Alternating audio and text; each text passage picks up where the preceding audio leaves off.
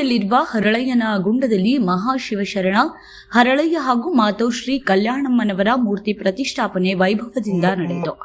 ಸಮಾರಂಭವನ್ನು ವಿಜಯಪುರ ನಗರ ಶಾಸಕ ಬಸನಗೌಡ ಪಾಟೀಲ್ ಯತ್ನಾಳ್ ಉದ್ಘಾಟಿಸಿ ಮಾತನಾಡಿದರು. ಹರಳಯ್ಯ ಸಮಾಜ ಕಾಯಕವನ್ನೇ ನಂಬಿದ ಪ್ರಾಮಾಣಿಕತೆಯನ್ನ ಮೈಗೂಡಿಸಿಕೊಂಡ ಸಮಾಜ. ಆರ್ಥಿಕವಾಗಿ, ಸಾಮಾಜಿಕವಾಗಿ, ಶೈಕ್ಷಣಿಕವಾಗಿ ಹಾಗೂ ರಾಜಕೀಯವಾಗಿ ಹಿಂದುಳಿದಿರುವ ಹರಳಯ್ಯ ಸಮಾಜದ ಅಭಿವೃದ್ಧಿಗೆ ಸರ್ಕಾರ ವಿಶೇಷ ಅನುದಾನ ಬಿಡುಗಡೆ ಮಾಡಬೇಕು. ಈ ಎಲ್ಲ ಸಮುದಾಯಗಳಿಗೆ ಹೋರಾಡುವ ಶಕ್ತಿ ಇಲ್ಲ. ಸರ್ಕಾರವೇ ಸ್ವಯಂ ಪ್ರೇರಿತವಾಗಿ ಈ ಸಣ್ಣ ಸಮುದಾಯಗಳ ಧ್ವನಿಯಾಗಬೇಕು.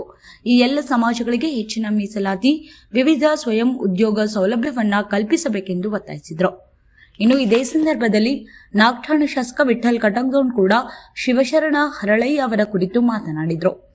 ಇನ್ನು ಕಾರ್ಯಕ್ರಮದಲ್ಲಿ ಜಿಲ್ಲಾ ಪಂಚಾಯತ್ ಮಾಜಿ ಅಧ್ಯಕ್ಷ ಬಾಪುಗೌಡ ಪಾಟೀಲ್ ಶೇಗುಣ್ಶಿ ಅಧ್ಯಕ್ಷತೆ ವಹಿಸಿದರು. ಮಾಜಿ ಶಾಸಕ ಪ್ರೊಫೆಸರ್ ರಾಜು ಅಲ್ಗೂರ್, ಹರಳಯ್ಯ ಸಮಾಜದ ರಾಜ್ಯಾಧ್ಯಕ್ಷ ಜಗದೀಶ್ ಬೆಟಗೇರಿ, ಹರಳಯ್ಯ ಸಮಾಜದ ಜಿಲ್ಲಾಧ್ಯಕ್ಷ ಶ್ರೀನಿವಾಸ್ ಶಹಾಪುರ್, ಸಮಾಜದ ಮುಖಂಡರು ಭಾಗವಹಿಸಿದರು. ಜೇವರ್ಗಿಯ ಜಗರಳ್ಳಿ ಗುರುಪೀಠದ ಶ್ರೀ ಸಿದ್ದಬಸವ ಕಬೀರ ಮಹಾಸ್ವಾಮೀಜಿ, ಮಾತೋಶ್ರೀ ಅಕ್ಕ ಗಂಗಾಬಿಕೆ ಮಾತಾಜಿ ಸಾನ್ನಿಧ್ಯವನ್ನ ವಹಿಸಿಕೊಂಡಿದ್ರು.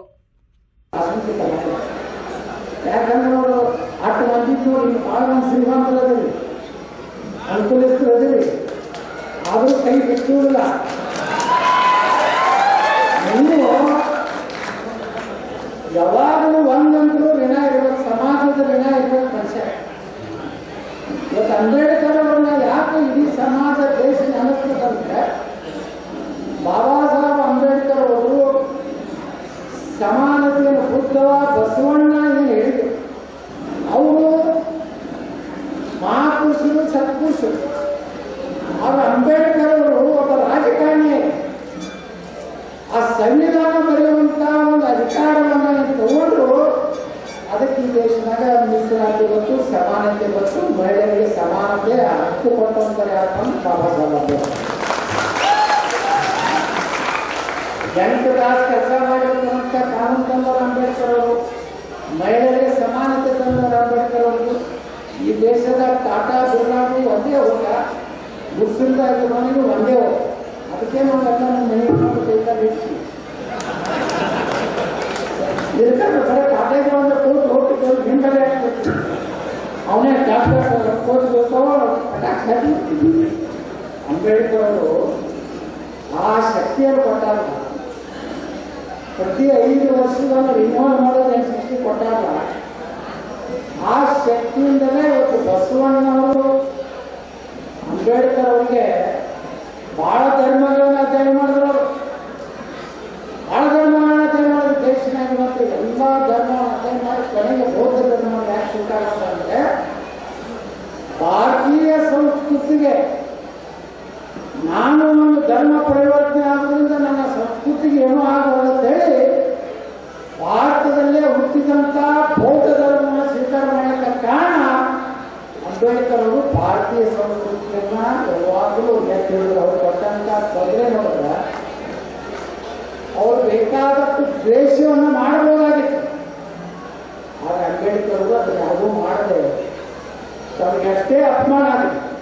ಅದನ್ನೆಲ್ಲ ಸಹನ ಮಾಡಿಕೊಂಡು ಇವತ್ತೇನಾದ್ರು ಭಾರತ ಸುರಕ್ಷಿತವಾಗಿ ನಾವೆಲ್ಲ ಆಗಿವಂದ್ರೆ ಅದು ಬಾಬಾ ಸಾಹೇಬ್ ಅಂಬೇಡ್ಕರ್ ಅವರ ಸಂವಿಧಾನ, ಬಸವಣ್ಣವರ ಸಮಾನತೆ, ಬುದ್ಧನ ಮಾನವೀಯತೆಯ ಕೂಡ್ಕೊಂಡ ಮೇಲೆ ಭಾರತದಲ್ಲಿ ಇವತ್ತು ನಾವು ಸುರಕ್ಷಿತವಾಗಿದ್ದೀವಿ. ಅವರೆಲ್ಲ ಹೇಳಿದ್ದಾರೆ. ನಾನೇನು ಹೇಳುವಂತ ಬೇಕಾದ್ರೆ ರಾಜು ಅವರು ಒಂದು ಅಧ್ಯಯನ ಪೀಠದ ಬಗ್ಗೆ ಅವರಿಗೆ ಪ್ರಸ್ತಾಪ ಮಾಡ್ಯಾರ. ಅವರ ಜಿಲ್ಲಾ ಉಸ್ತುವಾರಿ ಸಚಿವರು ಕ್ಷೇತ್ರದ ಶಾಸಕರಿದ್ದಾರೆ.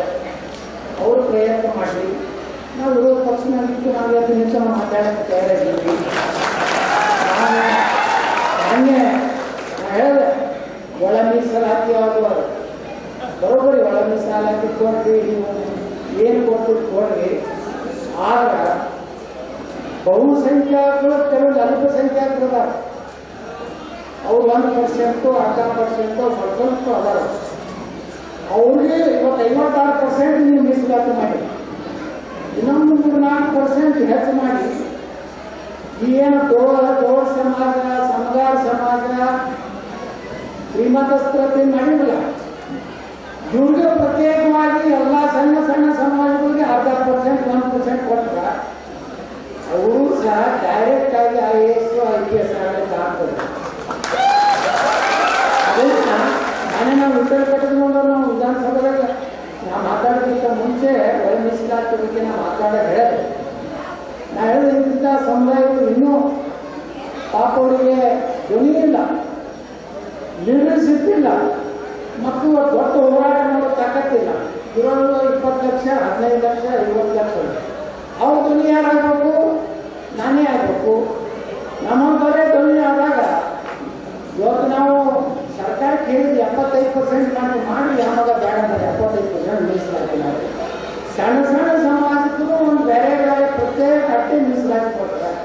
ಇವತ್ತೇನಾಗ್ತದ KPSC ಒಳಗೆ ಮೇಜರ್ ಕಮ್ಯುನಿಟಿಯವರು ಮೆಂಬರ್ ಆಗೋದ್ರಿಂದ ಅವ್ರು ತಮ್ಮ ಸಮಾಜಕ್ಕೆ ಅಷ್ಟೇ ಸಹಾಯ ಮಾಡ್ತಾರೆ.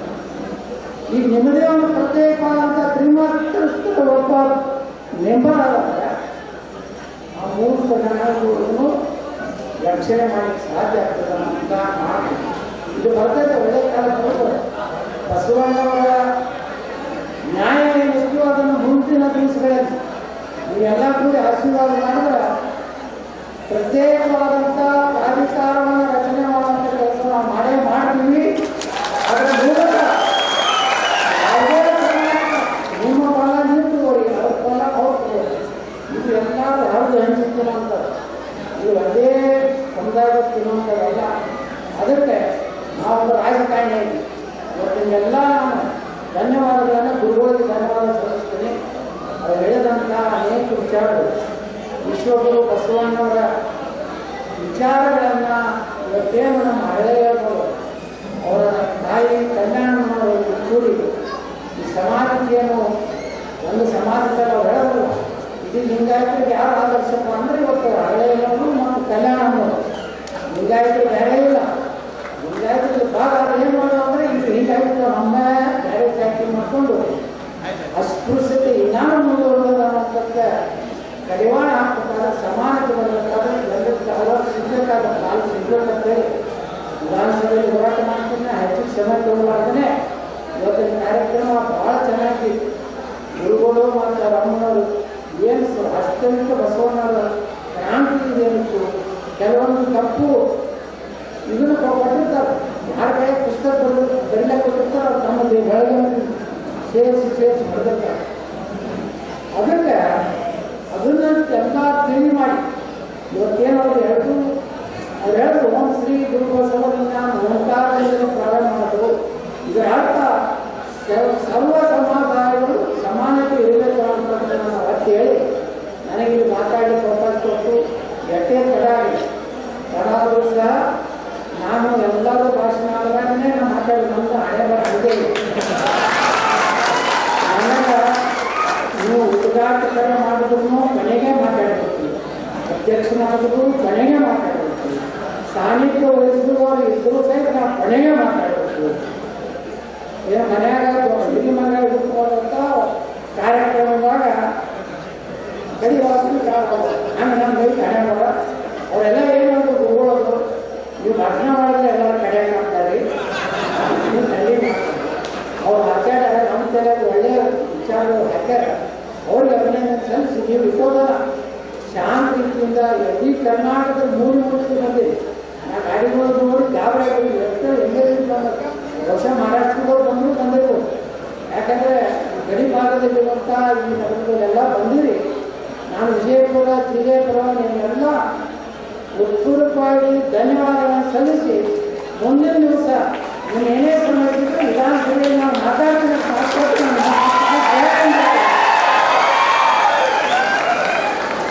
ಸನ್ಮಾನ ಮಾಡೋದು ಹೇಳ್ತೇನೆ. ನಾನು ಆಸಂಕಿತ ಯಾಕಂದ್ರೆ ಅವರು 8 ಮಂದಿ ನೋಡಿ ಭಾಳ ಮಂದಿ ಶ್ರೀಮಂತರದಿರಿ ಅನುಕೂಲಿಸ್ತದಿರಿ ಆದರೂ ಕೈ ಬಿಟ್ಟುವುದಿಲ್ಲ.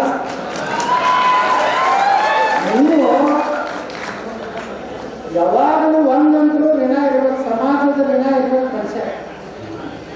ಇವತ್ತು ಅಂಬೇಡ್ಕರ್ ಅವ್ರನ್ನ ಯಾಕೆ ಇಡೀ ಸಮಾಜ ದೇಶ ನೆನಪಿಸ್ತಂದ್ರೆ ಬಾಬಾ ಸಾಹೇಬ್ ಅಂಬೇಡ್ಕರ್ ಅವರು ಸಮಾನತೆಯನ್ನು ಬುದ್ಧವ ಬಸವಣ್ಣ ಏನು ಹೇಳಿದರು. ಅವರು ಮಹಾಪುರುಷರು ಸತ್ಪುರುಷರು.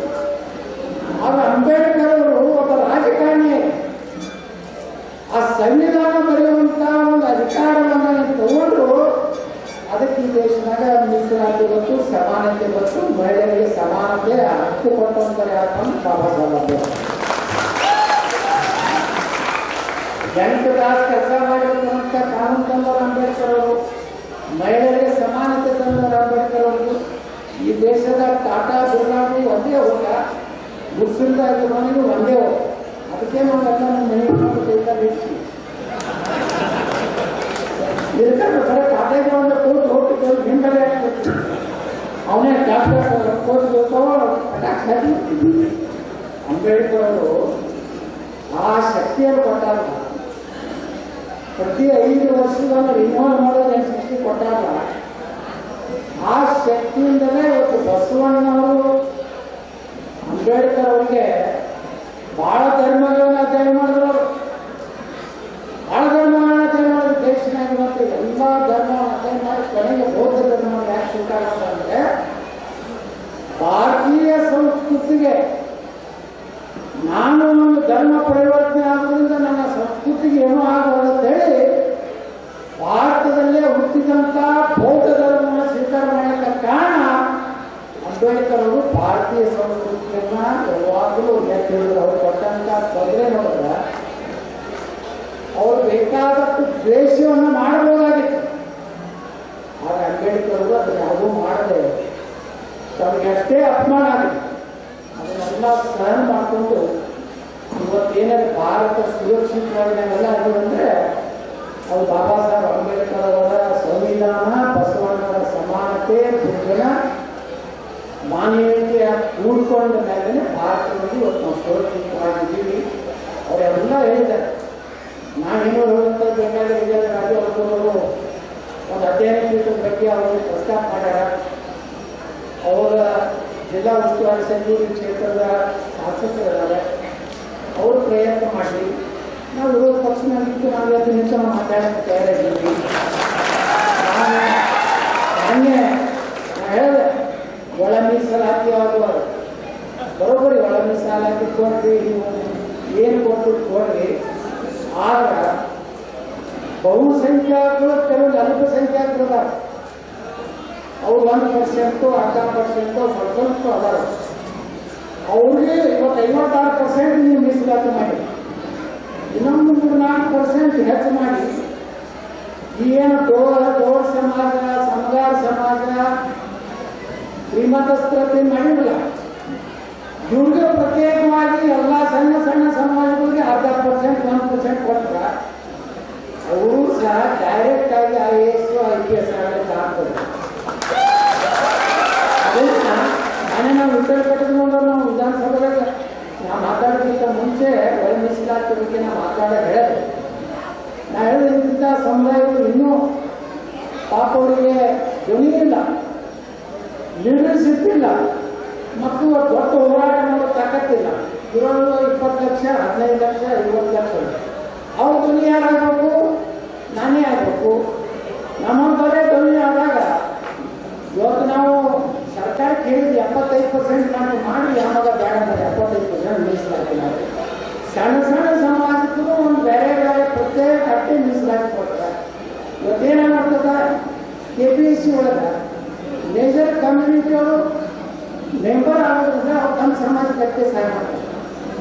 ಈಗ ನಿಮ್ಮದೇ ಒಂದು ಪ್ರತ್ಯೇಕವಾದಂಥ ಶ್ರೀಮಂತಸ್ಥ ಒಬ್ಬ ಮೆಂಬರ್ ಆದಾಗ ಆ 3 ಜನಗಳನ್ನು ರಕ್ಷಣೆ ಮಾಡಲಿಕ್ಕೆ ಸಾಧ್ಯ ಆಗ್ತದೆ ಅಂತ ಮಾಡಿ ಇದು ಬರ್ತದೆ. ಒಳ್ಳೆ ಕಾಲ ಬರ್ತದೆ. ಬಸವಣ್ಣವರ ನ್ಯಾಯ ಏನಿತ್ತು ಅದನ್ನು ಮುಂದಿನ ದಿವಸಗಳಲ್ಲಿ ನೀವೆಲ್ಲ ಕೂಡ ಆಶೀರ್ವಾದ ಮಾಡಿದ್ರೆ ಪ್ರತ್ಯೇಕವಾದಂಥ ಪ್ರಾಧಿಕಾರವನ್ನು ರಚನೆ ಮಾಡುವಂಥ ಕೆಲಸ ನಾವು ಮಾಡೇ ಮಾಡ್ತೀವಿ. ಅದರ ಮೂಲಕ ಯಾವುದೇ ನಿಮ್ಮ ಬಲ ನೀವು ತಗೋರಿ, ಅವ್ರ ಬಲ ಅವ್ರು ತಗೋರಿ. ಇದು ಎಲ್ಲರೂ ಹರಿದು ಹಂಚಿಕೊಳ್ಳುವಂಥ ಇದು ಒಂದೇ ಸಮುದಾಯದ ತಿನ್ನುವಂಥದ್ದಲ್ಲ. ಅದಕ್ಕೆ ನಾವೊಂದು ರಾಜಕಾರಣಿ ಇದ್ದೀವಿ. ಇವತ್ತಿನೆಲ್ಲ ನಾನು ಧನ್ಯವಾದಗಳನ್ನು ಗುರುಗಳಿಗೆ ಧನ್ಯವಾದ ಸಲ್ಲಿಸ್ತೀನಿ.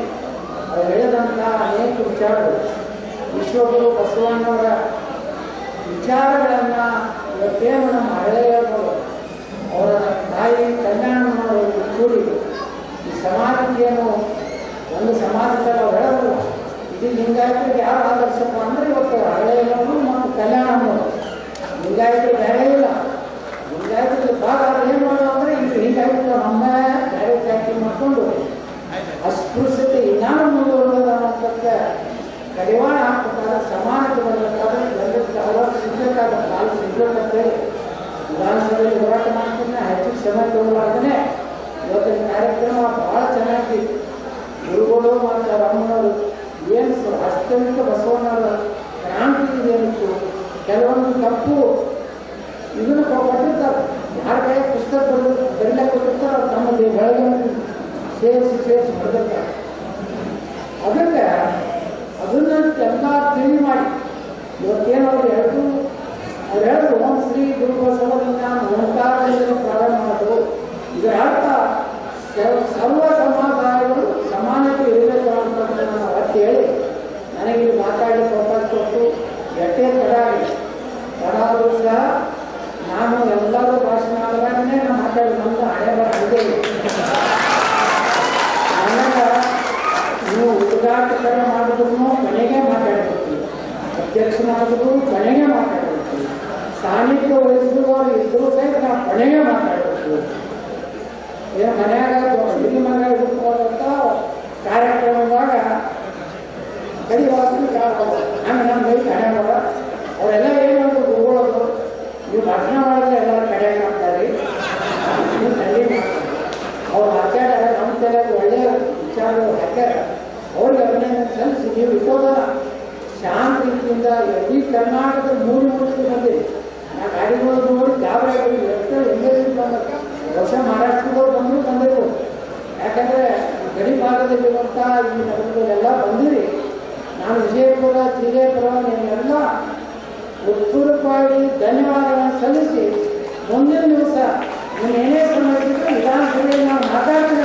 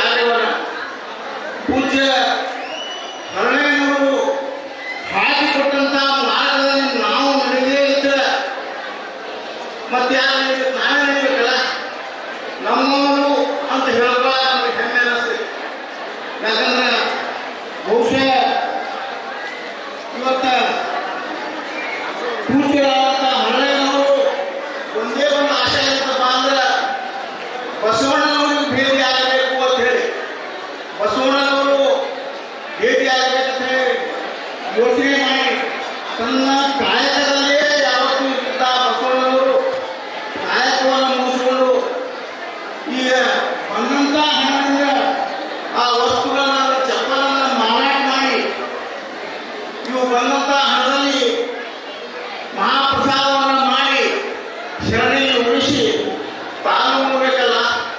ಅದಕ್ಕಾಗಿ ಅವರು ಅದೇ ಯೋಚನೆ ಹೇಗಪ್ಪ ಅಂದ್ರೆ ಅವರು ಇರ್ತಾರೆ.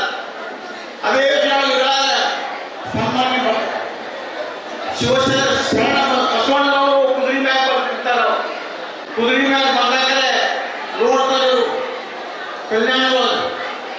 ಅರೆ ಇಲ್ಲೇ ಹೋಗ್ತಾರಪ್ಪ, ನಾನು ಕಣ್ಣ ದೇವರು, ನನ್ನ ದೇವರು ನನಗೆ ಪ್ರತ್ಯಕ್ಷ ಆಗ್ಯಾರ ಅಂದ್ರೆ ಶರಣರಿಗಪ್ಪ ಬಸವಣ್ಣವ್ರ ಶರಣರಿಗೆ ಅವ್ರೇನು ಕುದುರೆ ಮ್ಯಾಗ ನೀಡು ಎರಡೂ ಕೈ ತೋರಿಸಿ ಬಸವಣ್ಣವರು ಹರಳೆಯವರೇ ನಿಮ್ಮ ಶರಣಿಗೆ ಶರಣು ಶರಣಾರ್ಥಿಗಳೇಕ ಅವ್ರು ಕಾವ್ಯಾಕರ ಅಲ್ಲ, ನಾವು ಒಂದೇ ಶರಣ ಶರಣು ಶರಣಾರ್ಥಿಗಳು ಕೊಟ್ಟಲ್ಲ ಎಂಥದಪ್ಪ ಅಂತ ಹೇಳಿ ಯೋಚಿಸಿ ಅವ್ರಿಗೆ ಒಂಥರ ಮಬ್ಬು ಕವಿದಂಗಾಗಿ ಅವರು ಯೋಚನೆ ಮಾಡ್ತಾರಪ್ಪ ಅಂದ್ರೆ ನಾನು ಏನೋ ತಪ್ಪು ಮಾಡಿದ್ದೀನಿ ಅಂತ ಅವ್ರ ಭಾವನೆ. ಯಾಕಂದ್ರೆ ಬಸವಣ್ಣನವರಿಗೆ ಒಮ್ಮೆ ನಾನು ಶರಣ ಅಂತೀನಿ, ಆದರೆ ಅವರು ಶರಣು ಶರಣಾರ್ಥಿಗಳನ್ನ ಒಂದು ಜೋಡಿಸಿ ನಾನೇ ಮೊದಲ ಶರಣು ಶರಣಾರ್ಥಿಗಳಿಗೆ ಪಾಲಿಲ್ಲ ಅನ್ನುವಂಥ ಮಾನಸಿಕತೆ ಹೊಂದ್ಕೊಂಡು ಅವರು ನಿಂತಿರ್ತಾರೆ. ಗೆರವಳದಾಗ ನಿಂತಿರ್ತಾರೆ. ಆ ನಿಂತ ಮ್ಯಾಗ ಮುಂದೆ ಕಲ್ಯಾಣ ಹೆಗಲವ್ರು ರಾತ್ರಿ ಆಗ್ತದ, ಇನ್ನ ಗಂಡು ಬಂದಿಲ್ಲ ಅಂತ ಹೇಳಿ ಅವರು ನೋಡ್ಲಾಕ ಹೋಗ್ತಾರೆ. ನೋಡ್ಲಾಕ ಹೋದ್ರೆ ಅವರು ಗರಬಡಿದಲ್ಲಿ ನಿಂತಿರ್ತಾರೆ. ಅವರು ಕೇಳ್ತಾರೆ, ಅವರು ತಾಯಿ ಕಲ್ಯಾಣ ಕೇಳ್ತಾರೆ. ಏನ್ ಕೇಳ್ತಾರೆ ಅಂದ್ರೆ ಹಿಂಗ್ಯಾಕೆ ನಿಂತೀರಿ ಅಂತ ಹೇಳಿ. ಅವಾಗ ಅವ್ರಿಗೆ ಗೊತ್ತಾಗ್ತಿರ್ಲಿಲ್ಲ, ನಾ ಹಿಂಗ್ಯಾಕೆ ನಿಂತೀನಿ ಅಂತ ಹೇಳಿ. ಇಲ್ಲ, ಮಾತೇ ಕೆಟ್ಟೈತಿ, ನಾನಂತೂ ಒಂದು ಒಮ್ಮೆ ಬಸವಣ್ಣವ್ರಿಗೆ ಶರಣು ಶರಣಾರ್ಥಿ ಮನೆಗೆ ಬಂದು ಹೇಳ್ತಾರೆ. ಆದ್ರೆ ಶರಣರನ್ನ ನನ್ನ ಶನಿಗೆ ಶರಣು ಶರಣಾರ್ಥಿ ಅಂದ್ರೆ ಅವರು ಶರಣರ ವಜ್ಜೆಯನ್ನು ಹ್ಯಾಂಗ್ ಮಾಡ್ತಾರೆ. ಆಯ್ತು, ಕಲ್ಯಾಣವು ಬಹಳ ಪತಿವ್ರತೆ ಹೆಣ್ಣುಗಳು. ಅವಳ ಪೂಜೆ ಪುರಸ್ಕಾರದಲ್ಲಿ ಯಾವತ್ತೂ ಕುಳಿತರಾದ ಅವರು ಕಲ್ಯಾಣವರು ಹೇಳ್ತಾರೆ, ಇಲ್ಲ ನನ್ನ ಎಲಕವೇ ತಗೊಳ್ಳೋದನ್ನ ನಿಮ್ಮ ಬಲತೆ ಕೊಡೆ ತಗೊಳ್ಳೋಣ ಕೊಟ್ಟರೆ ನಾವು ಮುಕ್ತರಾಗ್ತೀವಿ. ಶರಣು ಶರಣಾರ್ಥಿಯಲ್ಲಿ ಅವರು ನಮ್ಮ ಮ್ಯಾಗ ವೈದ್ಯರ ಬಸವಣ್ಣವರು ಮುಕ್ತರಾಗ್ತೀವಿ ಅಂತ ಹೇಳ್ತಾರೆ. ಅವಾಗ ಅವರೆಲ್ಲವನ್ನ ನೀವು ಮುಂದಿನ ಮಾತಾಡೋಕೆ ಹೆಚ್ಚಿಗೆ ಮಾತಾಡೋದು ನಾವು. ಅದಕ್ಕೆ ಅಂದಂಥ ಶರಣರು ಅವರು ತಮ್ಮ ಅನ್ನಂತೆ ನುಡಿದಂತೆ ಪಾದರಕ್ಷಣೆ ಮಾಡಿ ತಾವು ಬಸವಣ್ಣನವರಿಗೆ ಕೊಡಕ್ಕೆ ಹೋಗ್ತಾರೆ. ಬಸವಣ್ಣವ್ರಿಗೆ ಕೊಡಕ್ಕೆ ಹೋದಾಗ ಕೊಡ್ತಾರೆ ಅವರು. ಅಪ್ಪ ನಿಮ್ಮವ್ರೆ ನಾನು ಒಂದು ಸೇವೆ ಊಟ ಎರಡು ಹೇಳಿ ನನಗೆ ಪಾಪ ನಾನು ಮುಕ್ತಿ ಮಾಡಿ ಈ ಚಪ್ಪಲ್ಗಳನ್ನ ಈ ಮೆಟ್ಟುಗಳನ್ನ ತಾವು ಹಾಕೊಂಡು ನಮ್ಮ ಪಾಪ ಕೊಡಬೇಕು ಹೇಳ್ತಾರೆ. ಅವ್ರು ಬಂದು ನೋಡ್ತಾರೆ. ಅವಾಗ ಸನ್ಮಾನ್ಯ ಆವರಣಿಯ ಹೊರಗಿನವರೇ, ನೀವು ತಂದಿರಿ ಜೋಡಗಳನ್ನು ತಂದಿರಿ. ಈ ಜೋಡ ಭೂಮಿ ಕೂಟದಲ್ಲ, ಭೂಮಿಯೇ ಒಂದಾದ್ರೆ ಆ ಜೋಡುಗಳ ಒಂದು ತೂಕವೇ ಬೇರೆ ಅಲ್ಲ. ಅಷ್ಟು ತೂಕದ ಅದಕ್ಕಿಂತ ಪವಿತ್ರವಾದ ಮೆಟ್ಟುಗಳನ್ನ ಜೋಡುಗಳನ್ನು ನಾನು ಹಾಕೊಳ್ಳಂಗಿಲ್ಲ. ನೀವು ಹೊಳ್ಳಿ ಹೋಗಿ ನೀವು ಜಗಲಿ ಮ್ಯಾಲೆ ಪೂಜೆ ಮಾಡಿರ್ತೀರ. ಆದರೆ ಹೋಗುವಾಗ ಯಾರು ಈ ಅಂದ್ರೆ ಕಲ್ಯಾಣ ದೇಶದ ಪ್ರಧಾನಮಂತ್ರಿಗಳು ಹಣಕಾಸು ಸಚಿವರಾದಂಥ ಬಸವಣ್ಣವರು ಹೇಳ್ತಾರೆ, ಒಂದು ವರ್ಷ ಎದುರುಗಡೆ ಭೇಟಿ ಆಗ್ತಾರೆ. ಎಲ್ಲಿ ಹೊಂದಿದ್ದೀವಿಲ್ಲ, ಈ ಚಪ್ಪಗಳಿಗೆ ನೀವು ಹೋಗಿದ್ದೀವಿ, ಬಸವಣ್ಣವರು ಹೀಗೆ ಅವ್ರು ಹೇಳಿದ್ದೇ ನಾವು ಮಾಡಬೇಕು ಬಿಟ್ಬಿಡ್ತೀನಿ ಅಂತ ಹೇಳ್ತಾರೆ. ನೀವು ಎಲ್ಲ ಮೈಬೇಕಂತ ಕಡಿಮೆ. ಆದರೆ ಅವಾಗ ಬಸವಣ್ಣವರು ಏನು ಹೇಳ್ತಾರೆ, ಮಾಡ್ತೀನಿ. ಅತ್ಯುತ್ತಮ ಎಂಥ ಒಬ್ಬ ಉತ್ತಮವಾದಂಥ ಉತ್ಕೃಷ್ಟವಾದಂಥ ಪವಾಡ ಯಾಕೆ ಇದಕ್ಕೆ ಇಂಥ ಚಕ್ರಿ ನಾನು ಮುಂದೆ ಕೊಟ್ಟು 3 ವರ್ಷದಲ್ಲಿ ಬಂದು ಮುಂದೆ ಪರಿಸ್ಥಿತಿ ಆಗೈತೆ ಜೋರಾದ ಮೇಲೆ ಅವರು ನಾವು ಹುಟ್ಟ ಮ್ಯಾಗ ಯಾರು ಏನಾಯಿತು ಅನ್ನೋದು ಸಂಕ್ಷಿಪ್ತವಾಗಿ ಹೇಳಬೇಕಾಗಿಲ್ಲ. ತಮಗೆ ಗೊತ್ತೈತಿ, ಎಲ್ಲವೂ ಗೊತ್ತೈತಿ. ಇಲ್ಲಿ ಬಂದವರು ಎಲ್ಲರಿಗೂ ಎಲ್ಲ ಗೊತ್ತೈತಿ. ಸುಮ್ಮನೆ ನೆನಪಾಗಿ ಮಾಡ್ಕೊಳಾಗ್ತೀನಿ ನಾನು.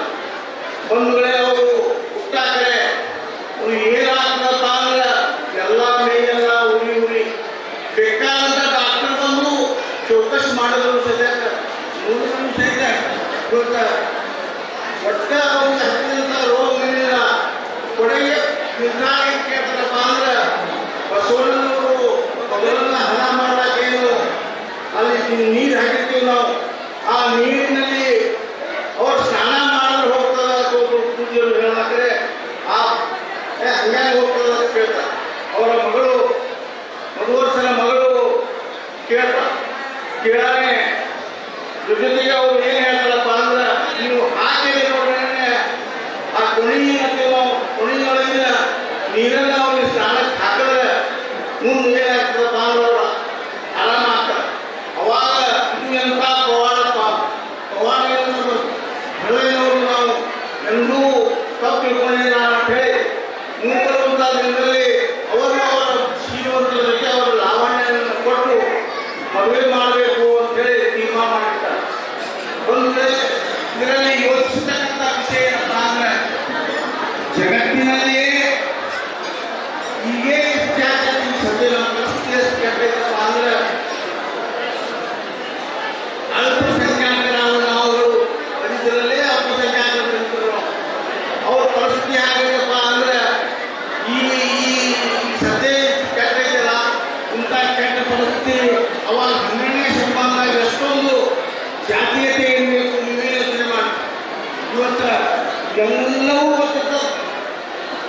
ಹಳೆಯ ಮುಂದೆ ಏನೇನು ಆಗ್ತದೆ ಅಂತ ಹೇಳಿ ಮದುವೆ ಮಾಡಿ ತನ್ನ ಮಕ್ಕಳನ್ನ ಮದುವೆ ಮಾಡಿ ಅವ್ರು ಬಿಟ್ಟ ಮ್ಯಾಲೆ ಮುಂದೆ ಏನೇನು ಆಗ್ತದೆ ಅಂತ ಹೇಳಿ ಎಲ್ಲವನ್ನ ಹೇಳ್ತಾರೆ. ಒಂದು ವೇಳೆ ತಮ್ಗೆ ಗೊತ್ತಾಯ್ತು ಇವತ್ತು ಮದುವೆ ಮಾಡಲು ನಾವು ಅವ್ರು ಪಕ್ಕ ಗೊತ್ತಿಲ್ಲ, ಶ್ರೀಮಂತರು ಉಳಿಯಂಗಿಲ್ಲ, ಕಲ್ಯಾಣ ಉಳಿಯಂಗಿಲ್ಲ, ನಾವು ಉಳಿಯಂಗಿಲ್ಲ. ಯಾಕಂದ್ರೆ ಈ ಒಂದು ಸಮಾಜದ ಕೃಷಿಯಲ್ಲಿ ಇದು ಘೋರ ಅನ್ಯಾಯ ಆಗ್ತೈತಿ ಅಂತ ಹೇಳಿ ಅವರು ನಮ್ಮನ್ನು ಈಗಾಗಲೇ ಬಿಂಬಿಸ್ತಾರೆ. ಈ ಜಾತಿಯ ವಿಚಾರದಲ್ಲಿ ಅವರ ನೋಡಿ ಹರಳೆಯವರನ್ನ ಕಾಲಿ ಹಚ್ಚಿ ಹೇಳ್ತಾರೆ. ಬೇರೆ ಬೇರೆ ಎಲ್ಲ ರೀತಿಯಿಂದಲೂ ಮಾಡಿದ್ರು ಜನಕ ಹರಳೆಯವರಿಗೆ ಬಂದಿದೆ. ಮುಂದೆ ಈ ಬಸವಣ್ಣನವರ ಕ್ರಾಂತಿ ವಿಶ್ವಕ್ಕೆ ಕ್ರಾಂತಿಯನ್ನು ಮಾಡಿದಂಥ ವೀರ, ಆ ಕ್ರಾಂತಿಗೆ ಸಾಯದ ಸರ್ಕಾರವನ್ನು ತೋರಿಸಿದಂಥ ವೀರ ಪುರಾಪುರದಲ್ಲಿ 12ನೇ ಶತಮಾನದಲ್ಲಿ ಯಾರಪ್ಪ ಅಂದರೆ ಅದು ಹರಳೆಯವರು. ಅದು ಇಂಥ ಅದ್ಭುತ ಪವಾಡಗಳನ್ನು ಮಾಡ್ತಾ ಇವತ್ತು ಈ ಊರಿಗೆ ಹೋದಂಥ ವ್ಯಕ್ತಿ ಇಲ್ಲಿ ವಿಜಯಪುರದವರೇ ಅವರು. ಹೆಮ್ಮೆ ಆಗ್ತಕ್ಕಂಥ ವಿಜಯಪುರದವರೇ ಅವರು ವಿಜಯಪುರದಲ್ಲಿ ಬಂದು ಇವತ್ತಿಗೆ ಬಾಬು ಗೌಡರಿಗೆ ಹೇಳಿದ್ರೆ ನನಗೆ ಈ ಕುಂಡದ ಅಭಿವೃದ್ಧಿ ಬಗ್ಗೆ ಹೇಳಿ ಮತ್ತು ಈ ಕುಂಡದೊಳಗೆ ಏನು ಮಹತ್ವ ಇದೆಯಪ್ಪ ಅಂದ್ರೆ ಇವತ್ತು ಸದ್ಯಕ್ಕೆ ಶೇಗುಣಸಿ ಅನ್ನುವಂಥ ಊರಿಗೆ ನಮ್ಮ ಹಳೆಯವರು ಬಂದು ವಾಸಸ್ಥಾನ ಮಾಡಿ ಈ ಕುಂಡದಲ್ಲಿ ಏನು ಇವತ್ತು ನೀರಿನ ಪವಾಡ ಕೊಡಿಸ್ತಾರೆ. ಅದರಂತೆ ಅವರು ತಮ್ಮ ಪವಾಡಗಳನ್ನು ಎಲ್ಲ ಹಚ್ಚಿವಿ. ಮೊನ್ನೆ ನಾವೊಂದು MB ಪಾಟೀಲ್ ಸಾಹೇಬರು ನಾವು ಒಂದು ಕಾರ್ಯಕ್ರಮಕ್ಕೆ ಹೋಗಿದ್ದೀವಿ. ಗಮನಾದ MB ಪಾಟೀಲ್ ಇಲ್ಲಿ ಬಂದಾಗ ಇಲ್ಲಿ ಬಂದ MB ಪಾಟೀಲ್ ಇಲ್ಲಿ ಅದ ಅವರು ಮಾಡಿದ ಸಾಧನೆ ಏನಪ್ಪ ಅಂದ್ರೆ ಗಮನಾದ ಗುಡ್ಡ ಐತಿ. ಆ ಗುಡ್ಡದ ಮೇಲೆ 25,000 ಸಸಿಗಳನ್ನು ನೆಟ್ಟಾರೆ. 25,000 ಸಸಿಗಳನ್ನು. ಅದಕ್ಕೆ ಪೂರ್ವವಾಗಿ ಏನಾಗಪ್ಪ ಅಂದ್ರೆ ಅವ್ರು ಎಲ್ಲಿಂದ ಪ್ರಾರಂಭ ಮಾಡ್ಯಾರಪ್ಪ ಅಂದ್ರೆ ಹರಳೆಯನಲ್ಲೇ ಪ್ರಾರಂಭ ಮಾಡ್ಯಾರ. 25,000 ನೆಟ್ಟಾರಲ್ಲ. ಕಾರಣ ಹರಳೆಯನವರಿಗೆ ಹರಳೆಯನವರ ಆಶೀರ್ವಾದ ತಗೊಂಡೇ ಅವರು ಸಸಿ ನೆಡುವಂಥ ಕಾರ್ಯಕ್ರಮ ಮಾಡ್ಯಾರ. ಹೀಗೆ ಅವರು ಎಲ್ಲೆಲ್ಲಿ ಹೋಗ್ಯಾರಲ್ಲಿ ಪವಾಡಗಳನ್ನು ಸೃಷ್ಟಿ ಮಾಡ್ಯಾರ. ಜೀವನದ ಇದ್ದಾಗಲೇ ಮಾಡ್ಯಾರ. ಆದರೆ ಈಗ ಇಲ್ಲ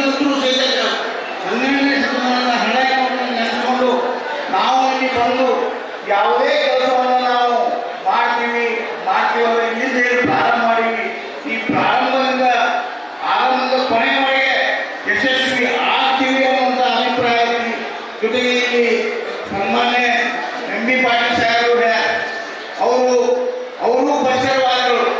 ಏನಪ್ಪ ಅಂದ್ರೆ ಮೊನ್ನೆ ನಡೆದಂಥ ಮ್ಯಾರಾಥಾನ್ ಓಟದಲ್ಲಿ ತಾವು ಪತ್ರಿಕೆಯಲ್ಲಿ ಓದಿರಿ, ಸುಮಾರು 2 ಕೋಟಿ ಗಿಡಗಳನ್ನ ಹಾಕಬೇಕಂತ ಅವರು ಸಸಿಗಳನ್ನ ನೆಡಬೇಕಂತ ತೀರ್ಮಾನ ಮಾಡಿ ಮ್ಯಾರಾಥಾನ್ ಮಾಡ್ಯಾರ. ಅದಕ್ಕೆ ಪೂರ್ವವಾಗಿ ಅವ್ರು ಏನು ಮಾಡ್ಯಾರಪ್ಪ ಅಂದ್ರೆ ಹರಳಿನ ಗುಣದಲ್ಲಿ ಪ್ರಾಣ ಮಾಡ್ಯಾರ. ಅದನ್ನ ನೋಡಿ ಯೋಚನೆ ಮಾಡಿ, ಎಂಥ ಅದ್ಭುತಪ್ಪ. ಇವತ್ತು ಪರಿಸರ ಒಂದು ಗಿಡ ಒಂದು 4 ಮಂದಿ ಮನುಷ್ಯರಿಗೆ ಆಕ್ಸಿಜನ್ ಕೊಡ್ತೈತಿ. ಇಂಥ ಅದ್ಭುತವಾದ ಶಕ್ತಿ ಈ ಗುಂಡದಲ್ಲಿ ಐತಿ. ಇದು ಒಂದು ಕೇವಲ ನಾವು ಆಚರಣೆ ಮಾಡುವಂಥ ಹರಳಯ್ಯನವರ ಜಯಂತಿಯಾಗಲಿ ಅಥವಾ ಏನೇ ಆಗಲಿ ಏನೇ ಮಾಡುವುದಕ್ಕಿಂತ ಇಲ್ಲಿ ಇನ್ನೂ ಅಭಿವೃದ್ಧಿ ಆಗಬೇಕು. ಅತ್ಯುತ್ತಮ ರೀತಿಯಲ್ಲಿ ಈ ಹರಳಯ್ಯನ ಗುಣವನ್ನು ನಾವು ಸರ್ಕಾರದ ಒಂದು ಪ್ರಾಧಿಕಾರವನ್ನು ಮಾಡಿ ಹೆಚ್ಚೆಚ್ಚು ಸಹಾಯ ಸರ್ಕಾರವನ್ನು ಈ ಗುಂಡಿಗೆ ಕೊಡಬೇಕು ಅಂತ ಕೇಳ್ಕೊಂಡು ನನ್ನ ಮಾತನ್ನು ಹೋಗ್ತಾ ಇದ್ದೀನಿ. ಜಯ ಜಯ ಹರಳಯ್ಯ. 12ನೇ ಶತಮಾನದ ಶರಣ ಶ್ರೀ ಮಹಾಶಿವ ಶರಣ ಹರಳಯ್ಯನವರ ಚುಟುಕವಾಗಿ ನಮ್ಮ ಹರಳಯ್ಯನವರ ಬಗ್ಗೆ ಮಾತನಾಡಿದ ವ್ಯವಸಾಯ ಶಾಸಕರಾದ ವಿಠಲ್ ಖಂಡೇಗೌಡ ಅವರಿಗೆ ಧನ್ಯವಾದಗಳು. ಈಗ ಸಹ ಉಪಯೋಗ ನಡೆಸು. ಒಂದು ಕಡೆ ಈ ಎಲ್ಲ ಹರಳಯ್ಯನವರ ಬಗ್ಗೆ ನಾವು ಕೃಷಿ ಪ್ರೀತಿಯಿಂದ ಈ ಮಾತನಾಡಬೇಕಾಗಿಲ್ಲ. ಯಾಕಂದ್ರೆ ಪೂಜ್ಯ ಎಲ್ಲರಿಗೆ ಗೊತ್ತಾಗ ಅವರು ಎಲ್ಲರೂ ಅದನ್ನೇ ಹೇಳೋಲ್ಲ. ಅದಕ್ಕೆ ನಾನು ಅದನ್ನೇ ಪ್ರಸ್ತಾಪಿಸಿದೆ. ಇವತ್ತು ಒಂದು ಕಡೆ ಬರ್ತೈತೆ ಏನಪ್ಪ ಅಂದ್ರೆ ಪೂಜ್ಯ ಹರಳಯ್ಯನವರು ಪುರಾಣ ಪುರುಷರು ಬರ್ತೈತೆ. ಇವರು 12ನೇ ಶತಮಾನದಲ್ಲಿ ಬಸವಣ್ಣನವರ ಸಹಪಾಠಿಗಳು, ಬಸವಣ್ಣನವರಿಗಿಂತ ದೊಡ್ಡವರು, ಹಿರಿಯರು ವಯಸ್ಸಿನಲ್ಲಿ. ಒಟ್ಟಿಗೆ ಅವರು ಏನಪ್ಪ ಅಂದ್ರೆ ಮಾನವೀಯ ದೊರೆಯ ಮಗನನ್ನ ಹಾವು ಬೆಳೆದು ಆ ಹಾವು ಬೆಳೆದನ್ನ ಅವನನ್ನ ತನ್ನ ಪುರಾಣದಿಂದ ತನ್ನ ಶಕ್ತಿಯಿಂದ ಬದುಕಿಸಿದಂತ ಮಹಾನುಭಾವರು ಹರಳಯ್ಯನವರು. ಜೊತೆಗೆ ಇನ್ನೂ ಹೀಗೆ ಹತ್ತಾರು ಪುರಾಣಗಳು ಬರ್ತಾವ ಅವ್ರ ಜೀವನದಲ್ಲಿ. ಆದರೆ ಅವರು ಎಲ್ಲಿ ಹೋಗಿದ್ದಾರೆ, ಯಾವ ಊರಿಗೆ ಹೋಗಿದ್ದಾರೆ, ಕಲ್ಯಾಣ ಬ್ಯಾಂಕ್ ಬಂದು ಎಲ್ಲ ವಿವರವನ್ನು ಕೊಡ್ತಾರೆ. ಆದ್ರೆ ಅವರು ಒಂದು ಎಲ್ಲಿ ಹೋಗ್ಯಾರ ಅಲ್ಲಿ ಅವ್ರ ಸಮಾಜವೇ ಇಲ್ಲ, ನಮ್ಮ ಸಮಾಜವೇ ಇಲ್ಲ.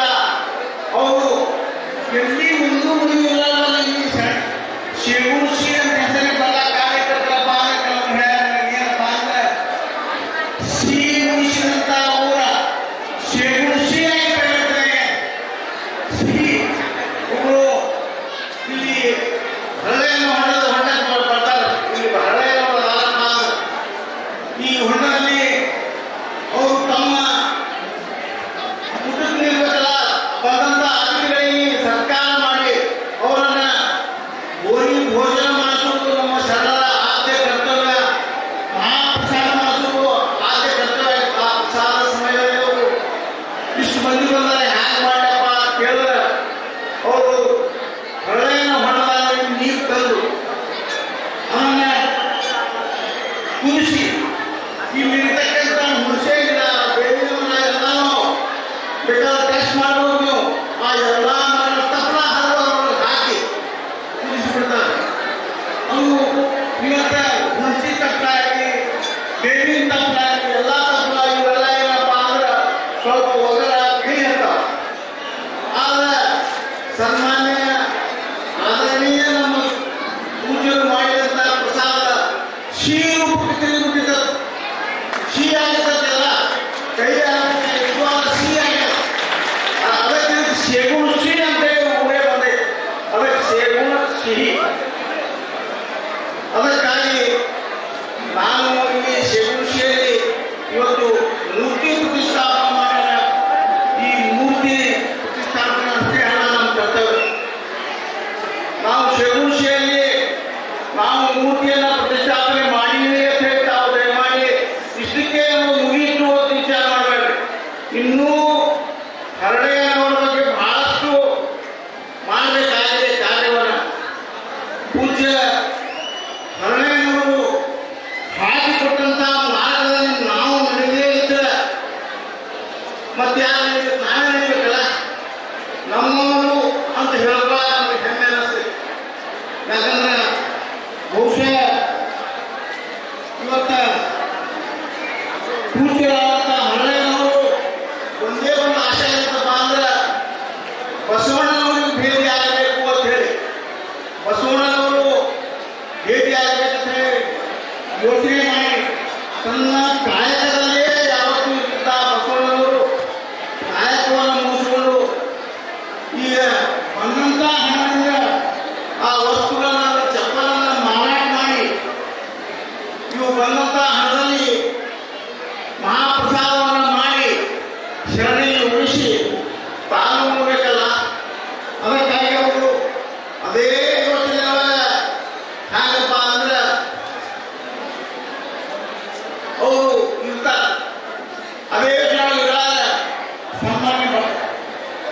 ಶಿವಶರಣ ಬಸವಣ್ಣನವರು ಕುದುರೆ ಮ್ಯಾಗ ಬರ್ತಿರ್ತಾರ. ಕುದುರೆ ಮ್ಯಾಗ ಬಂದಾಗಲೇ ನೋಡ್ತಾರೆ ಇವರು ಕಲ್ಯಾಣಗಳು. ಅರೆ ಇಲ್ಲೇ ಉಂಟಾರಪ್ಪ, ನಾನು ಕಣ್ಣ ದೇವರು, ನನ್ನ ದೇವರು ನನಗೆ ಪ್ರತ್ಯಕ್ಷ ಆಗ್ಯಾರ ಅಂದ್ರೆ ಶರಣರಿಗಪ್ಪ ಬಸವಣ್ಣನವರು ಮಾಡ್ತಾರೆ.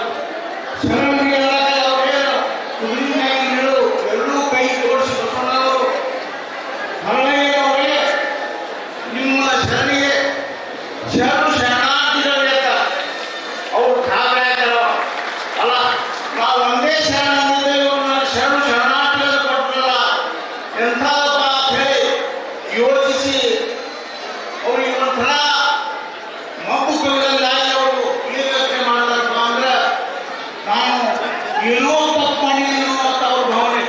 ಯಾಕಂದ್ರೆ ಬಸವಣ್ಣನವರಿಗೆ ಒಮ್ಮೆ ನಾನು ಶರಣಾರ್ಥಿ, ಆದರೆ ಅವರು ಶರಣಾರ್ಥಿಗಳನ್ನ ಒಂದು ಜೋಡಿಸಿ ನಾನೇ ಮೊದಲೇ ಶರಣಾರ್ಥಿಗಳಿಗೆ ಪಾಲಿಲ್ಲ ಅನ್ನುವಂಥ ಮಾನಸಿಕತೆ ಹೊಂದ್ಕೊಂಡು ಅವರು ನಿಂತಿರ್ತಾರೆ. ಗರ್ಭದಲ್ಲಿ ನಿಂತಿರ್ತಾರೆ. ಆ ನಿಂತಾಗ ಮುಂದೆ ಕಲ್ಯಾಣ ಹೆಗಲವ್ರ ರಾಜಕೀಯ ಆಗ್ತದ, ಇನ್ನ ಗಂಡು ಬಂದಿಲ್ಲ ಅಂತ ಹೇಳಿ ಅವರು ನೋಡ್ಲಾಕ ಹೋಗ್ತಾರೆ. ನೋಡ್ಲಾಕ ಹೋದ್ರೆ ಅವರು ಗರ್ಭದಲ್ಲಿ ನಿಂತಿರ್ತಾರೆ. ಅವರು ಕೇಳ್ತಾರೆ, ಅವರು ತಾಯಿ ಕಲ್ಯಾಣ ಕೇಳ್ತಾರೆ. ಏನ್ ಕೇಳ್ತಾರೆ ಅಂದ್ರೆ ಹಿಂಗ್ಯಾಕ ನಿಂತೀನಿ ಅಂತ ಹೇಳಿ. ಅವಾಗ ಹೋಗಿ ಗೊತ್ತಾಗ್ತಿಲ್ಲ, ನಾ ಹಿಂಗ್ಯಾಕ ನಿಂತೀನಿ ಅಂತ ಹೇಳಿ. ಇಲ್ಲ, ಮಾತೇ ಕೆಟ್ಟೈತಿ, ನಾನಂತೂ ಒಂದು ಒಮ್ಮೆ ಬಸವಣ್ಣವ್ರಿಗೆ ಶರಣಾರ್ಥಿ ಮನೆಗೆ ಬಂದು ಹೇಳ್ತಾರೆ. ಆದ್ರೆ ಶರಣಗಳನ್ನ ನನ್ನ ಶರಣು ಶರಣಾರ್ಥಿ ಅಂದ್ರೆ ಅವರು ಶರಣರ ವಜ್ಜೆಯನ್ನು ಹ್ಯಾಂಗ್ ಮಾಡ್ತಾರೆ. ಆಯ್ತು, ಕಲ್ಯಾಣವರು ಬಹಳ ಪತಿವ್ರತೆ ಹೆಣ್ಣವರು. ಅವಳ ಪೂಜೆ ಪುರಸ್ಕಾರದಲ್ಲಿ ಯಾವತ್ತೂ ಕುರಿತರಾದ ಅವರು ಕಲ್ಯಾಣವರು ಹೇಳ್ತಾರೆ, ಇಲ್ಲ ನನ್ನ ಎಲಕವೇ ತಗೊಳ್ಳೋದನ್ನ ನಿಮ್ಮ ಬರತೆ ಕಡೆ ತಗೊಳ್ಳೋದನ್ನ ಕೊಟ್ಟರೆ ನಾವು ಮುಕ್ತರಾಗ್ತೀವಿ. ಶರಣು ಶರಣಾರ್ಥಿಯಲ್ಲಿ ಯಾವುದು ನಮ್ಮ ಮ್ಯಾಗ ಹೋಯ್ತದ ಬಸವಣ್ಣನವರು ಮುಕ್ತರಾಗ್ತೀವಿ ಅಂತ ಹೇಳ್ತಾರೆ.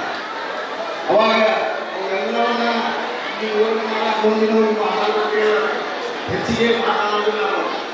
ಅದಕ್ಕೆ ಅಂದಂಥ ಶರಣರು ಅವರು ತಮ್ಮ ಅನ್ನಂತೆ ನುಡಿದಂತೆ ಪಾದರಕ್ಷಣೆ ಮಾಡಿ ತಾವು ಬಸವಣ್ಣನವರಿಗೆ ಕೊಡ್ಲಾಕ ಹೋಗ್ತಾರೆ. ಬಸವಣ್ಣನವ್ರಿಗೆ ಕೊಡ್ಲಾಕ ಹೋದಾಗ ಕೊಡ್ತಾರೆ ಅವರು. ಅಪ್ಪ ನಿಮ್ಗೆ ನಾನು ಒಂದು ಸೇವೆ ಊಟ ಎರಡು ಸೇವೆ ಹೇಳಿ ನನಗೆ ಪಾಪ ಕೇಳಿ ನಾನು ಮುಕ್ತಿ ಮಾಡಿ ಈ ಚಪ್ಪಲ್ಗಳನ್ನ ಈ ಮೆಟ್ಟುಗಳನ್ನ ತಾವು ಹಾಕೊಂಡು ನಮ್ಮ ಪಾಪ ಕೊಡಬೇಕು ಹೇಳ್ತಾರೆ. ಅವ್ರು ಬಂದು ನೋಡ್ತಾರೆ. ಅವಾಗ ಸನ್ಮಾನ್ಯ ಆದರಣೀಯ ಹೊರಗಿನವರೇ, ನೀವು ತಂದಿರಿ ಜೋಡಗಳನ್ನು ತಂದಿರಿ. ಈ ಜೋಡ ಭೂಮಿ ಕೂಟದ ಭೂಮಿಯೇ ಒಂದಾದ ಆ ಜೋಡುಗಳ ಒಂದು ತೂಕವೇ ಬೇರೆ ಅದ. ಅಷ್ಟು ತೂಕದ ಅದಕ್ಕಿಂತ ಪವಿತ್ರವಾದ ಮೆಟ್ಟುಗಳನ್ನ ಜೋಡುಗಳನ್ನ ನಾನು ಹಾಕುವಂಗಿಲ್ಲ. ನೀವು ಹೊರಗೆ ಹೋಗಿ ನೀವು ಜಗಲಿ ಮ್ಯಾಲೆ ಪೂಜೆ ಮಾಡಿರ್ತಾರೆ. ಆದರೆ ಹೋಗುವಾಗ ಯಾರು ಈ ಅಂದ್ರೆ ಕಲ್ಯಾಣ ದೇಶದ ಪ್ರಧಾನಮಂತ್ರಿಗಳು ಹಣಕಾಸು ಸಚಿವರಾದಂಥ ಬಸವಣ್ಣವರು ಹೇಳ್ತಾರೆ, ಒಂದು ವರ್ಷ ಎದುರುಗಡೆ ಭೇಟಿ ಆಗ್ತಾರೆ. ಎಲ್ಲಿ ಹೊಂದಿದ್ದೀವಿಲ್ಲ, ಈ ಚಪ್ಪಗಳಿದ್ದೀವಿ, ನೀವು ಹೋಗಿದ್ದೀವಿ, ಬಸವಣ್ಣವರು ಹೀಗೆ ಅವ್ರು ಹೇಳಿದ್ದೇ ನಾವು ಮಾಡಬೇಕು ಅಂತ ಬಿಟ್ಟು ಬಿಡ್ತೀನಿ ಅಂತ ಹೇಳ್ತಾರೆ. ನೀವು ಎಲ್ಲ ಮೈಗೆಲ್ಲ ಕಟ್ಟಿದ್ದೀವಿ ಅಂತ ಯಾವಾಗ ಹೇಳ್ತಾರೆ. ಬಸವಣ್ಣವರು ಏನು ಹೇಳ್ತಾರೆ, ಅವರು ನಾನು ಕೊಡ್ತೀನಿ ಅತ್ಯುತ್ತಮ ಉತ್ತಮವಾದಂಥ ಉತ್ಕೃಷ್ಟವಾದಂಥ ಪವಾಡನ ಯಾಕೆ ಕೇಳಿಲ್ಲ ಇಂಥ ಚಪ್ಪಲಿ ನಾನು ಮುಂದೆ ಕೊಟ್ಟು 3 ವರ್ಷದಲ್ಲಿ ಬಂದು ಮುಂದೆ ಪರಿಸ್ಥಿತಿ ಆಗೈತೆ ಜೋರಾದ ಮೇಲೆ ಅವರು ನಾವು ಹುಟ್ಟ ಮ್ಯಾಗ ಯಾರು ಏನಾಯಿತು ಅನ್ನೋದು ಸಂಕ್ಷಿಪ್ತವಾಗಿ ಹೇಳಬೇಕಾಗಿಲ್ಲ. ನಮಗೆ ಗೊತ್ತೈತಿ, ಎಲ್ಲವೂ ಗೊತ್ತೈತಿ, ಬಂದವರು ಎಲ್ಲರಿಗೂ ಎಲ್ಲ ಗೊತ್ತೈತಿ. ಸುಮ್ಮನೆ ನೆನಪಾಗಿ ಮಾಡ್ಕೊಳತ್ತೀನಿ ನಾನು. ಒಂದು ವೇಳೆ ಅವರು ಹುಟ್ಟಾಕರೆ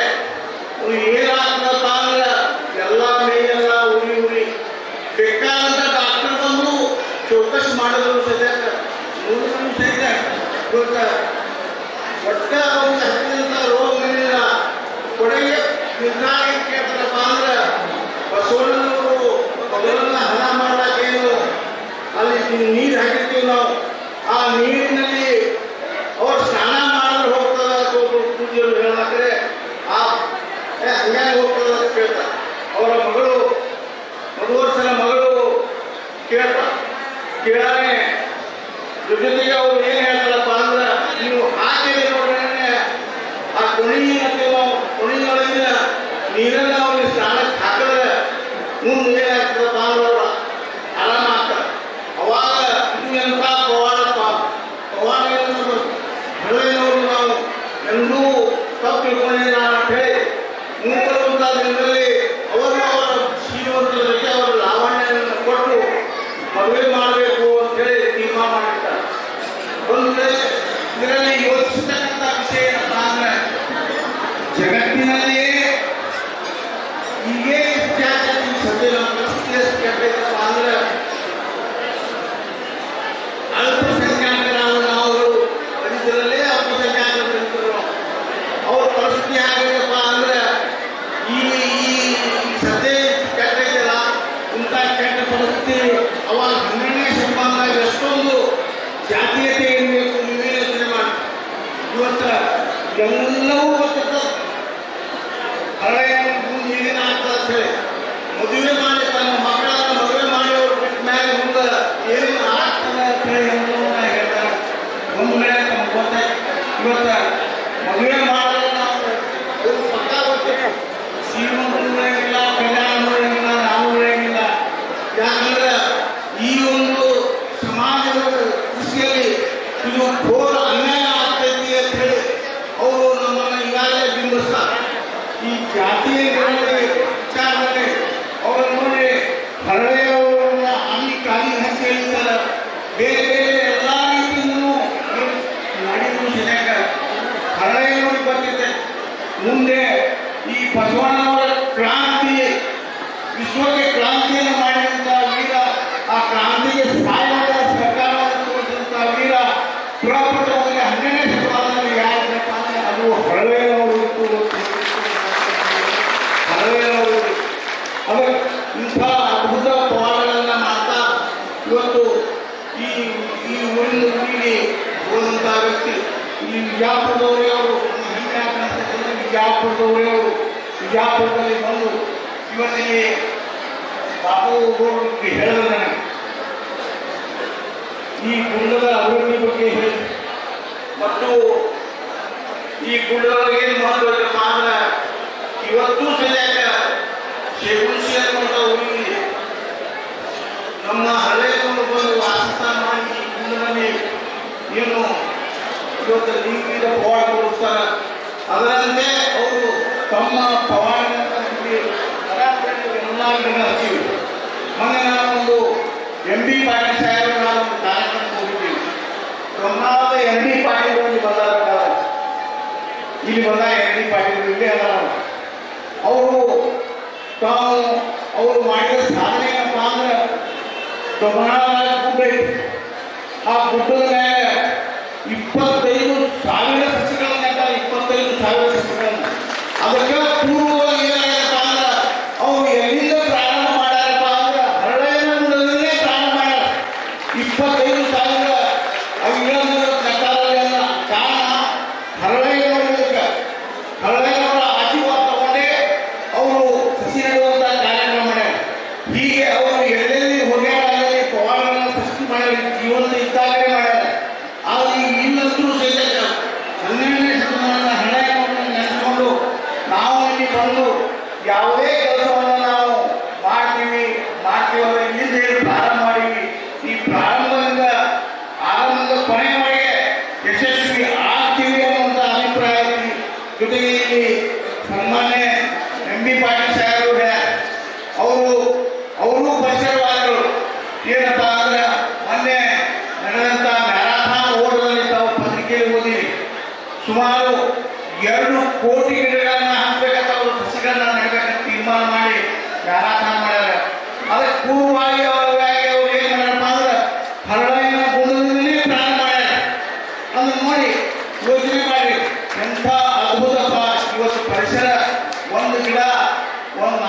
ಮಂದಿ ಮನುಷ್ಯರಿಗೆ ಆಕ್ಸಿಜನ್ ಕೊಡ್ತೈತಿ. ಇಂಥ ಅದ್ಭುತವಾದ ಶಕ್ತಿ ಈ ಕುಂಡದಲ್ಲಿ ಐತಿ. ಇದು ಒಂದು ಕೇವಲ ನಾವು ಆಚರಣೆ ಮಾಡುವಂಥ ಹಳೆಯನವರ ಜಯಂತಿಯಾಗಲಿ ಅಥವಾ ಏನೇ ಆಗಲಿ ಏನೇ ಮಾಡುವುದಕ್ಕಿಂತ ಇಲ್ಲಿ ಇನ್ನೂ ಅಭಿವೃದ್ಧಿ ಆಗಬೇಕು. ಅತ್ಯುತ್ತಮ ರೀತಿಯಲ್ಲಿ ಈ ಹಳೆಯ ಕುಂಡವನ್ನು ನಾವು ಸರ್ಕಾರವು ಒಂದು ಪ್ರಾಧಿಕಾರವನ್ನು ಮಾಡಿ ಹೆಚ್ಚೆಚ್ಚು ಸಹಾಯ ಸರ್ಕಾರವನ್ನು ಈ ಗುಂಡಿಗೆ ಕೊಡಬೇಕು ಅಂತ ಕೇಳ್ಕೊಂಡು ನನ್ನ ಮಾತನ್ನು ಮುಗಿಸ್ತಾ ಇದ್ದೀನಿ. ಜಯ ಹಿಂದ್, ಜಯ ಹರಿಯಾಣ. 12ನೇ ಶತಮಾನದ ಶರಣ ಶ್ರೀ ಮಹಾಶಿವ ಶರಣ ಹರಳಯ್ಯನವರ ಚುಟುಕವಾಗಿ ನಮ್ಮ ಹರಳಯ್ಯನವರ ಬಗ್ಗೆ ಮಾತನಾಡಿದ ವ್ಯವಸಾಯ ಶಾಸಕರಾದ ವಿಠಲ್ ಖಂಡೇಗೌಡ ಅವರಿಗೆ ಧನ್ಯವಾದಗಳು. ಈಗ ಸನ್ಮಾನ್ಯ ಶ್ರೀ ಬಾಬುಗೌಡ ಪಾಟೀಲ್ ಸನ್ಮಾನ್ಯ ಶ್ರೀ ರಾಜು ಅಮೃತಸಾಯಿ ಅವರೇ, ಸಂಪಣ್ಣಿ ಅವರೇ, ಅವರಿವರೆಲ್ಲರಿಗೆ ವೇದಿಕೆ ಮೇಲೆ ಬರ್ತಕ್ಕಂಥ ಸಮಯದ ಅಭಾವದ ವೇದಿಕೆ ಮೇಲೆ ಬರ್ತಕ್ಕಂಥ ಎಲ್ಲ ಗಣ್ಯಾತಿ ಗಣ್ಯರಿಗೆ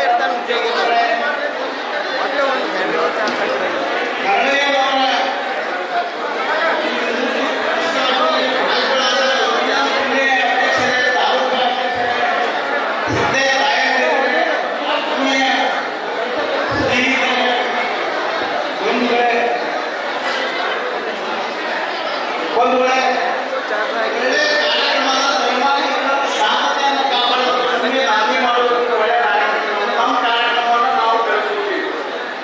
ಅದಕ್ಕೆ ಒಂದು ವೇಳೆ ಇವತ್ತು ಪರಮ ಪೂಜ್ಯ ಹರಳಯ್ಯನವರ ಮೂರ್ತಿಯ ಪ್ರತಿಷ್ಠಾಪನೆಯಲ್ಲಿ ನಾನು ಪಾಲ್ಗೊಂಡಿದ್ದೀನಿ. ನನಗಂತೂ ತುಂಬಾ ಸಂತೋಷ ಇದೆ. ಎಲ್ಲರಿಗೂ ನಮಸ್ಕಾರ. ಏನೇ ಒಂದು ದಿನ ನಾಯಕ ಸ್ವಾಮಿ ಅಂತ ಮಧುಕೈ ನಾಯಕ ಸೇರಿದ ತಾಲೂಕು ಅಧ್ಯಕ್ಷ ಪೂರ್ವಭಾವಿ ಸಭೆಗೆ ಎಲ್ಲ ತಾಲೂಕಿಗೆ ನಾವು ಒಟ್ಟಾಗಿ ಜಿಲ್ಲೆಯಲ್ಲಿ ಒಂದು ಪೂರ್ವ ಸಭೆ ಮಾಡ್ತಾ ಇದ್ದಾರೆ. ಹಾಗೆ ಈಗ ನಾವು ಇಷ್ಟಾಗ್ತಾ ಇರೋದು ನಮ್ಗೇನಾಗ್ತದೆ ಅಂದರೆ, ಈಗ ನಮ್ಮ ತಾಲೂಕು ಇವತ್ತು ವಾಲ್ಮೀಕಿ ಭವನ ಆಗ್ಬೋದು, ಈಗ ಮಾತಾಡ್ಬೋದು ಬಗ್ಗೆ ನಮ್ಗೆ ವಾಲ್ಮೀಕಿ ಭವನ ಜಾಗ ಸಿಗುತ್ತೆ ಅಡ್ಡಾಡ್ಕೊಳ್ಳೋದು ನಮ್ಗೆ ಏನಾಗ್ತದೆ, ತುಂಬಾ ತೊಂದರೆ ಕೊಡುವಂತ ಇದಾಗ್ತದೆ ನಮಗೆಲ್ಲ. ಈಗ ಆದ್ರಿಂದ ಮಾಡ್ತಾ ಇದ್ದೀರ, ತಾಲೂಕಿನಾದ್ಯಂತ ಬರ್ತಾ ಇದೆ. ಈಗೇನು ಅನಾರೋಗ್ಯ ಕಾರಣದಿಂದ ಜಿಲ್ಲಾ ಮಟ್ಟದಲ್ಲಿ ಮಾಡ್ತಾ ಇಲ್ಲ.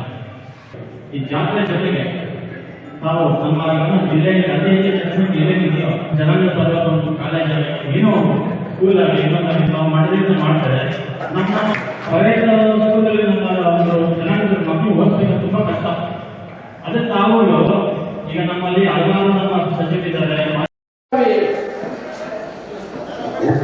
ಮಾಜಿ ಪ್ರಧಾನ ಕಾರ್ಯದರ್ಶಿಗಳಾದಂಥ ವಸಂತ ಮನ್ಗೋಳಿ ಅವರು ಕೂಡ ಈ ವೇದಿಕೆ ಮೇಲೆ ಬರಬೇಕು.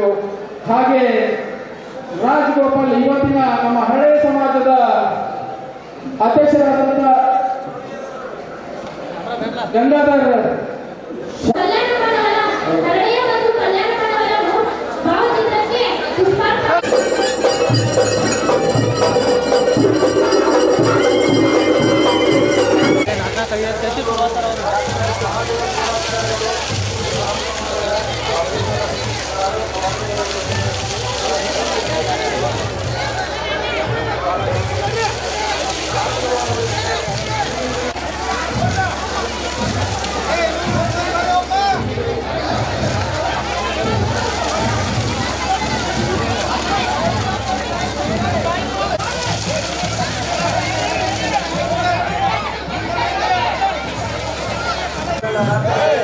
ಎಲ್ಲರ ಸಮಾಜ ಬಂದು ಬದಿಮೇಲೆ ಪರವಾಗಿ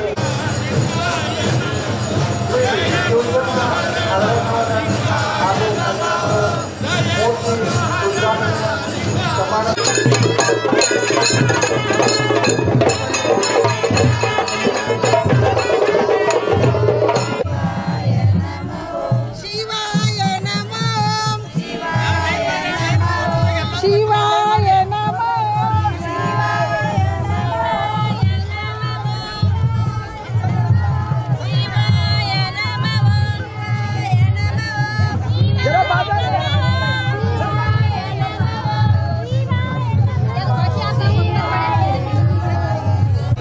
ಕಕರ ಸ್ವಲ್ಪ ಸರ್ರಿ